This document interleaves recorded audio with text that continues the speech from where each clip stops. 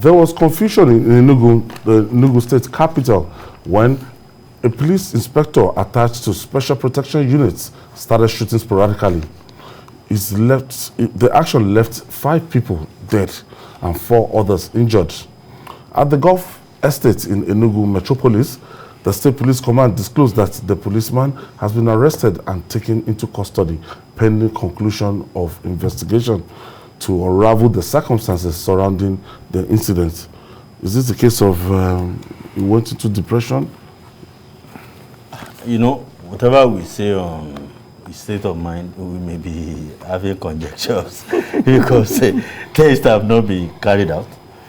But don't rule it out that some of our guys in uniform enjoy alcohol a lot. Indian hemp, serious.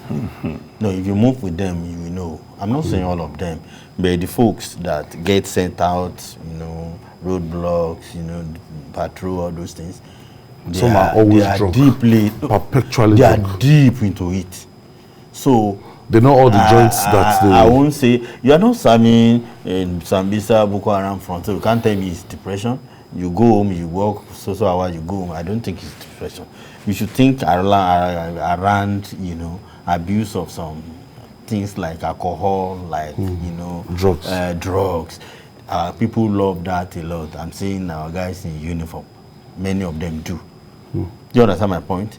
Because a normal mind... intake of the drug is fast becoming a big problem in Nigeria. It's not fast becoming, it has become a huge problem. It has already.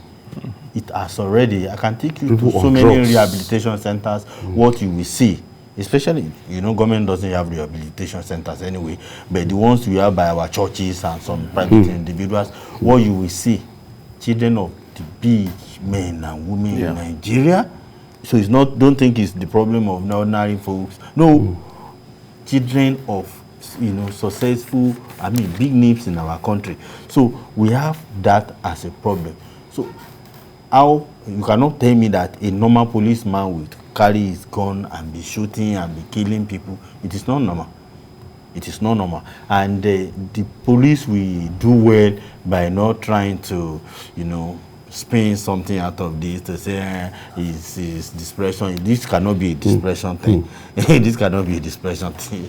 There has been this calls for psychological evaluation for policemen and other security agents. Is this incident another wake-up call that we have to know the state of health of these guys before we hand over, we give them AK-47 to carry about? Yes, if you recollect, this issue came up here when we discussed the disbandment of SARS. And all the operatives were told to come to Abuja for medical examination, where more than half failed in terms of substance abuse. So when you are at that point, discovering such things, it tells you that they're not saying enough. We need to be. You see, I'm always telling my people, when you are going out, don't argue with a man that has a gun, because you don't know the state of his mind. You don't know if he has just finished smoking. Look at some of those who even turn the guns on their superiors. So it should tell you that we need to keep examining these people from time to time. It should be periodical. It shouldn't be something that you leave until when incidents like this happen. It should be continuous. It should be continuous, because a man with a gun, if not in a good frame of mind, if not in a good state of mind, can unleash anything. And that's what yes. And it wasn't those inside that compound did not say they have had any altercation with him. They didn't say, you know, at least there would have been something from them that maybe someone quarreled with him the day before. No, nothing like that happened. Obvious that he just got up and what was ringing in his head was, keep shooting. Keep shooting.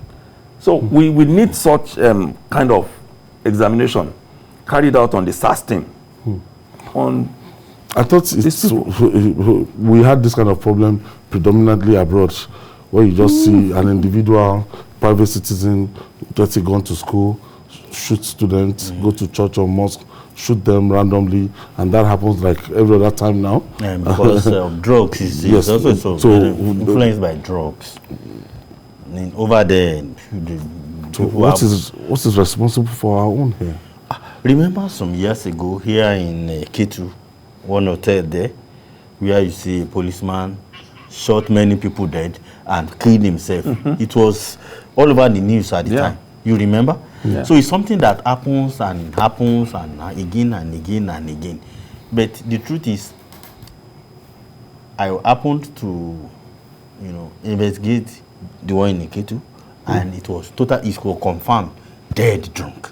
The officer, but and the police played around it to say with wheat. So people around there knew and all. So at the end of the day, they played it down. They said no, it was not meant to be there. It was been there for years. It was drunk. It was drunk. So maybe there should be something that we need to do something to make it, a big offense for anyone who is on duty. Yes. Who is on duty, to have access to drug, and if you are caught, in abroad, if you enter any pub, and 1, 2, 3, 3 of us, do you know at the next junction you will see, policemen waiting for us, and they are interested in who we drive. Okay, so at the end of the day, I think Prosper is calling us from Port Harcourt. Oh, we lost Prosper. At the end of the day, they are only interested in the person that we drive. And they know it. The person that we drive will volunteer. You won't take alcohol. All of us will enjoy ourselves. Then when we are going, you will drive. And when we get to the end, flag you down. No problem. No problem. They know the problem. If you run into it, it's a big offense. Maybe we should start something like that in Nigeria, making sure that for our uniformed men and women, they must not take anything alcohol or drug while on duty. You understand? The law may be there, but enforcement, you see any law. But when you go to beer parlors, you go to drug joints, you see them, and they do it. We see them. Do you follow that to drug joints? During my reason, I've entered several drug joints to the extent that in Lagos, I can take you to many drug joints. Go out 1 a.m., 2 a.m., 3 a.m., visiting many drug joints in Lagos, and I knew what I've seen. So how do we attack this menace?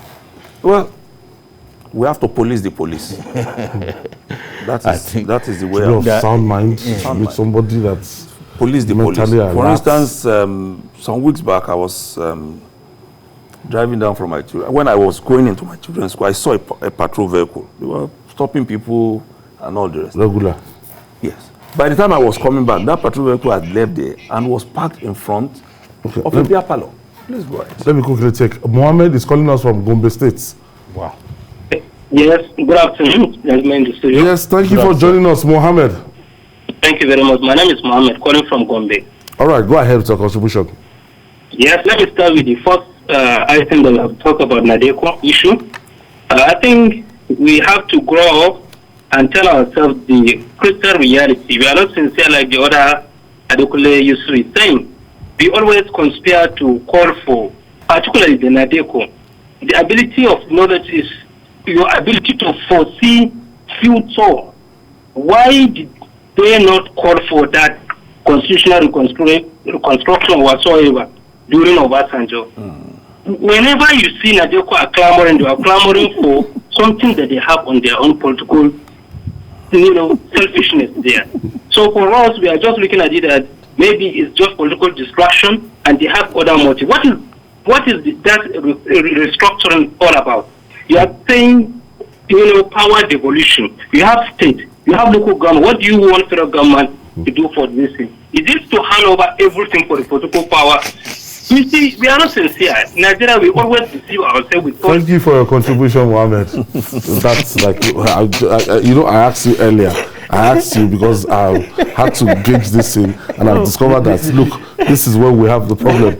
There is no national consensus. You can't even afford to suspend the election in 2023. You can't. Otherwise, it's going to be a crisis. What's the essence of INEC and everything? Can't afford to do it. It's something that is either we keep I don't like the suspension of election thing. No, it's not something you should even It will raise tension. It's better we keep panel beating our constitution more tensions.